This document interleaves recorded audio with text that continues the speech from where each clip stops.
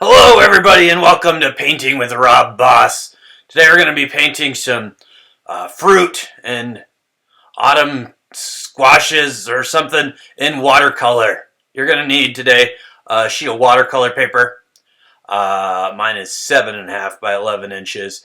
You're going to need a pencil to sketch out your sketch, and you're going to need a set of watercolors. I'm using cheap, simple watercolors today. But whatever you got should work just fine. Alright, so gather up your supplies and let's get started. We're gonna paint, don't tell me that you ain't. We're gonna draw, cause I'm laying down the law. We're gonna art, if you don't like it, smell a flower. Cause I'm not good without power. Who's the boss? Who's the boss? Who's the boss? If you have a glass, it's painted with rubber.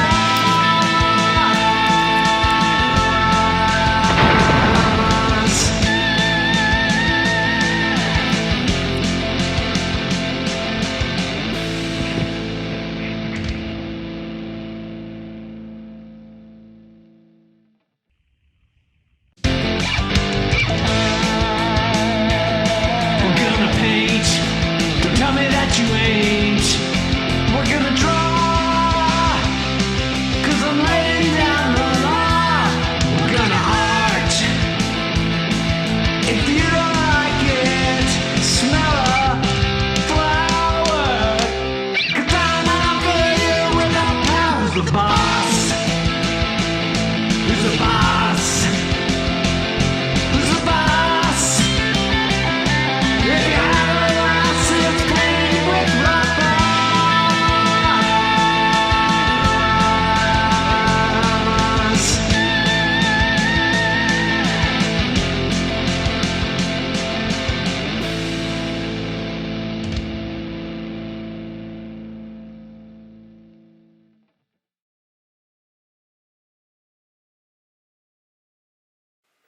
Alright, so we're going to start today by sketching in our image here. So I've actually printed this out, I've resized this image so it's to scale with our paper here. Again, my paper is 7.5 inches by 11 inches.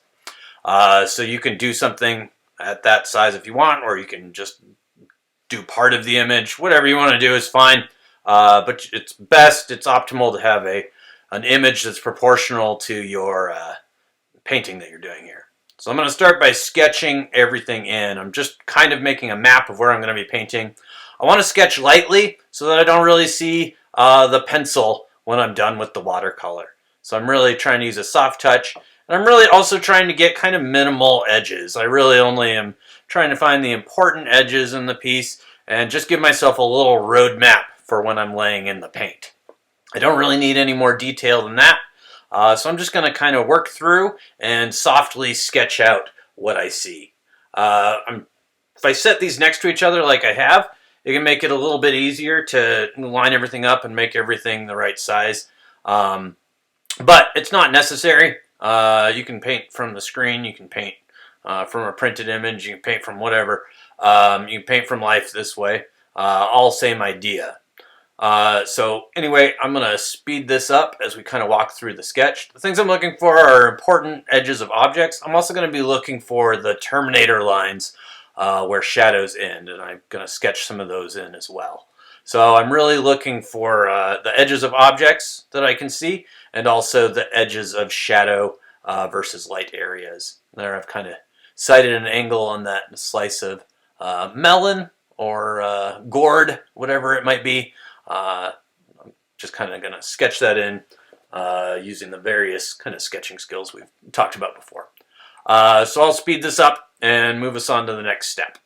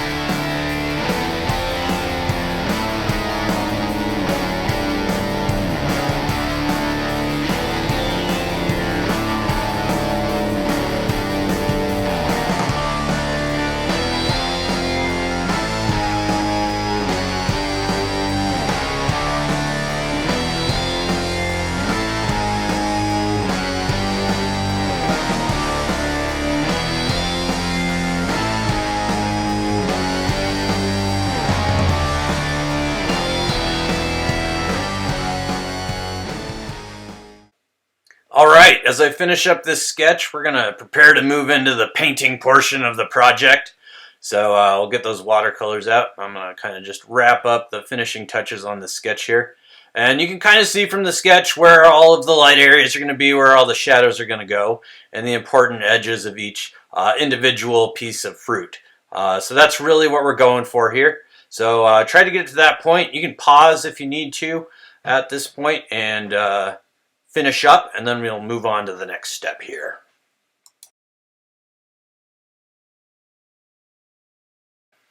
All right, for our next step here, we're going to be laying in the local colors, which is the color that the different fruits are in the image. The highlights, which are the areas of the paper we're going to be trying to keep clean or only paint with really light washes. And the halftones, which are kind of the medium tones that are usually the subject's local color. So I am going to start by mixing a color to match this gourd. Now as I'm laying it down, I'm seeing that it's a little darker than what I want. It's a good idea to have a test sheet of paper around to kind of test your colors and see where they're at. I did not do that. So I'm kind of using my slightly darker color to lay in some texture. A lot of the fruit in this painting is going to be textured, so if we end up making a slightly darker color than we want, we can sometimes use it to lay in some of the texture and not be too wasteful with our mixing. Alternatively, if it got too dark on there, you could use a little bit of water to water it down. You can dab it off with a paper towel. You've got a lot of ways to kind of correct this. It should still move around a little bit even after it dries, so you can kind of make some adjustments later. And as you build up the layers, you can move the paint around more. I started by wetting all of my cakes to get the watercolor to make some paint. That'll give me kind of a thick paint when I go back to get it. And then I can add a little bit more water if I need to make more of a wash. So now I'm applying what's called a wash, which means I have a fair amount of water mixed in and not that much pigment, which is the colored part of the paint. And I'm just kind of painting in the local value here and the halftone here. So the halftone is kind of the middle value area. And I want to watch out though, because over here there are some highlights. And you can see I've drawn in those highlights. I want to keep that part of the paper pretty clean. These actually get pretty close to white, so there's going to be a lot of this that I don't paint at all. And I want to have, since it's a curved surface, kind of a gradient transition where it gradually transitions from that halftone into that highlight. So there's a little bit of gradation along that edge. It's not super defined. I'm actually going to, in this, kind of add shadows at the same time I'm adding the local values. And that's partially to show you why it's kind of a bad idea. Watercolor is largely about managing the wetness of your paper. So once I lay down a fresh coat of watercolor, my paper is going to be pretty wet. And if I paint either on top of that wet area or right next to it, there's a high chance for the paint to bleed. And that can be really useful for making certain textures, but a lot of times it's not what we want. So the smart way to do this is to add all of your medium and light tones first, and then maybe go back in and add shadows after that. You can paint in the shadow areas with your halftones and put the shadows on top in layers. That's fine. Or you can just wait until later to add all the shadow stuff. But you're going to be a little better off, I think, if you do your midtones and highlights first. So right now I'm adding that local color to the area that's going to be a shadow. And when I add my shadow colored paint, you're going to see that it bleeds and runs in a way that's hard to control. And that's not really what I want. So for the rest of them, I'm going to be working a little more separately with my local colors, highlights, halftones, and my shadows. Let's talk here about mixing shadow colors. So for our shadows, we don't want to use black. That's kind of the first rule. So we like to use kind of a purple or blue tone to create the shadows. So I'm mixing some of the local color, which was kind of this brownish color, with a little bit of purple. And I want to get that kind of desaturated so it's not a bright, intense purple. So you can see as I'm laying in the shadow here that I get a lot of bleeding, and it's kind of running over into other areas. It's only going to bleed into the areas that are wet, so you can use that to kind of control the bleed and get a lot of interesting textures and effects, but it's not what I want right now. So I'm going to kind of wait on a lot of the other stuff to add the shadow until after it's dry. But this is kind of a good demonstration of what we end up with if we try to add other layers while it's still wet. It can be really hard to control, and that's going to lead to a lot of frustration. The good news is the watercolors will dry pretty quickly, so I can move on from this gourd over to the next piece of fruit, and as soon as I've laid in the local color and the highlights and halftones on that next piece of fruit, it'll probably be dry enough over here for me to add the shadow. And you can see I kind of want about 4 on a five-tone value scale for my entire shadow area, and then there are going to be darker patches of shadow like these lines here where I'm going to add more of like a 5 or a really dark value. So you can see as I'm trying to add my lines there, it's just bleeding all over the place. You don't want that. So I would say, again, paint in your lighter areas all first, and then go back in and add those shadows in the next step. All right, I'm going to speed it up for a little bit, and I'll get back with you when I have a little bit more to say.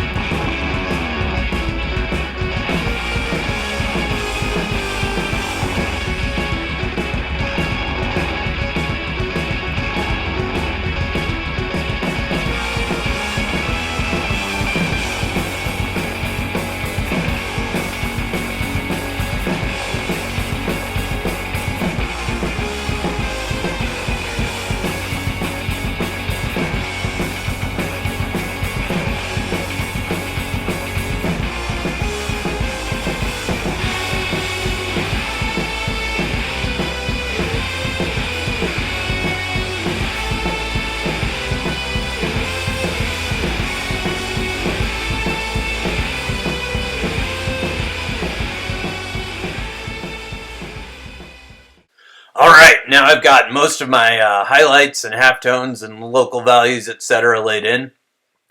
So I'm going to start now focusing on more of the shadow and adding shadows into things, getting a little deeper on the shadows, especially like in between the fruit where the shadows get fairly dark.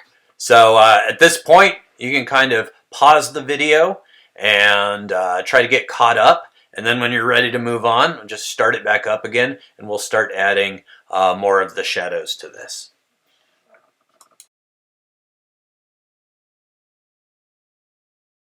Now that we've got most of our local colors and highlights and halftones added in, we're going to start moving on to adding the shadows. And that's really going to make everything in this pop. So it's okay to have some details and textures in your highlights and halftones.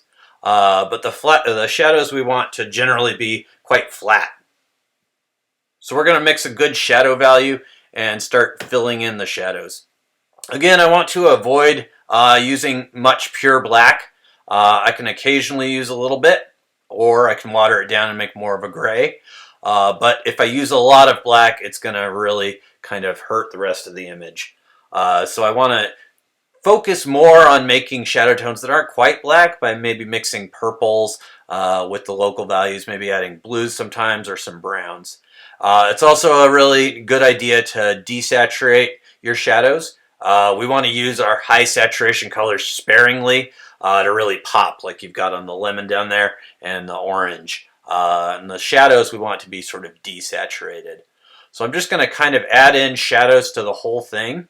I'm also going to fill in the area below the fruit basket and above. I'm going to kind of keep that simple and not worry too much about the reference photo there because it's not really a focal point of the image. So I'm going to add a little bit of green on the bottom, a little bit of blue on the top. So that's basically what I'm going to be doing for the next step. And I'll get back with you in a few minutes here.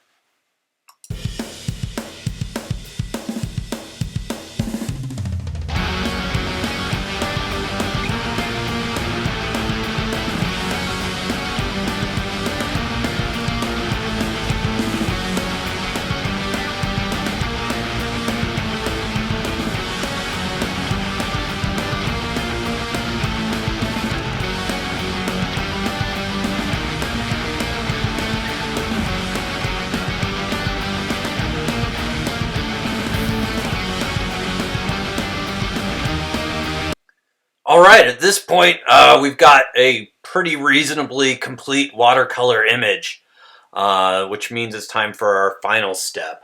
In our final step, what we're trying to do basically is just fix whatever we see that could be improved. So we want to look at the whole image once again, and we're adding details, we're adding really deep shadows, we're adding any touch-ups we need to add. So the idea here is to do details and polish. It's a good idea to let everything dry before you start adding the details, because those fine lines, if you apply them on a wet surface, are going to run all over the place and they're going to bleed a lot. So take a little break before this next step here if you need to, and let everything dry. And then we're just going to go back in and add those details or any really dark shadow bits. All right.